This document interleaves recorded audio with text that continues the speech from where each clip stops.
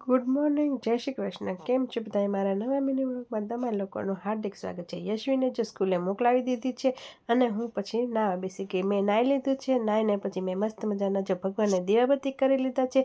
દીવાબત્તી કરીને અમારી માટલી રાતની ભૂખી થઈ હોય તો એને મેં જમવાનું આપી દીધું છે.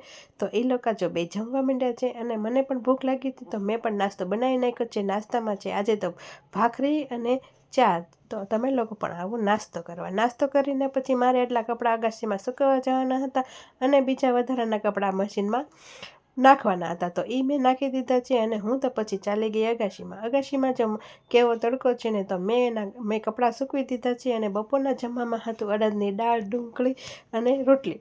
તો હું જમવા બેસી ગઈ. તો જમીને સાંજ પડી ગઈ ને સાંજ પડતા પડતા મેં તો છે હાથમાં લઈ લીધી હતી મેથીને વીણવાની હતી તો મેં વીણી નાખી છે અને હું વીણતી હતી ત્યાં દીપ નખરા કરતો હતો. અને પછી મેં થેપલાનો લોટ બાંધીને મેં થેપલાનું વણવાનું ચાલુ કરી દીધું છે. મેં એક હારે થેપલા બધા વણી નાખ્યા છે અને પછી એક હારે મેં શેકી લીધા છે. તો મેં એટલા બધા થેપલા કરી દીધા છે. તો તમે લોકો પણ હાલો થેપલા ખાવા માટે. થેપલા ખાઈને અમે તારક મહેતા જોતા હતા અને મારો વિડીયો ગમ્યો હોય તો લાઈક, શેર ને સબસ્ક્રાઈબ. બાય.